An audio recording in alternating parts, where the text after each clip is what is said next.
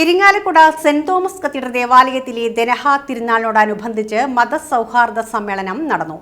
Zion ഹാളിൽ നടന്ന മതസൗഹാർദ്ദ സമ്മേളനത്തിൽ രൂപതാ ബിഷപ്പ് മാർ പോളി കണ്ണൂക്കാടൻ, ഉന്നത വിദ്യാഭ്യാസ സാമൂഹ്യനീതി വകുപ്പ് മന്ത്രി doctor R Bindu, Thrissur corporation mayor doctor Niji Justin, Koodalmanikyam Devaswom chairman advocate C K Gopi, PNA Kabeer Moulavi, advocate D Sankarankutty, NB Kishore Kumar, Santhosh Cherakulam, PV Sivakumar, father doctor Lazar Kuttikkadan എന്നിവർ പങ്കെടുത്തു.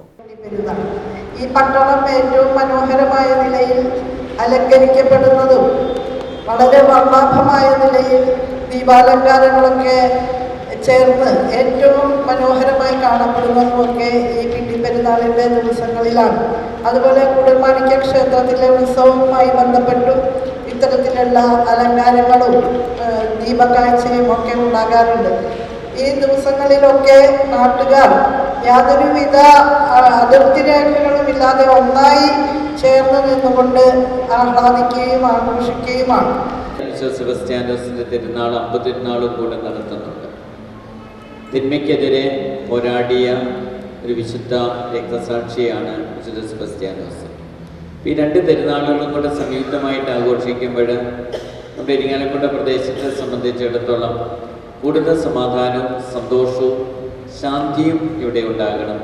ഇത് മതസൗഹാർദ്ദത്തിൻ്റെ ഒരു നാടാണ്.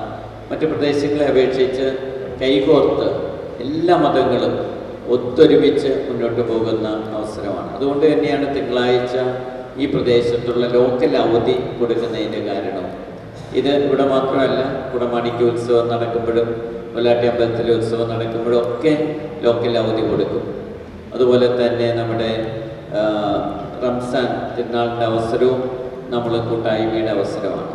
അപ്പം അങ്ങനെ ഒരു പരസ്പരം ഒരു കൂട്ടായ്മ വളർത്താനും അതുപോലെ തന്നെ സാമൂഹ്യ തിന്മയ്ക്കെതിരെ പൊരുതുവാനും നന്മ കൂടുതൽ വർദ്ധിപ്പിക്കാനും അതുപോലെ തന്നെ പാർശ്വവൽക്കരിക്കപ്പെട്ടവരെയും വേദനിക്കുന്നവരെയും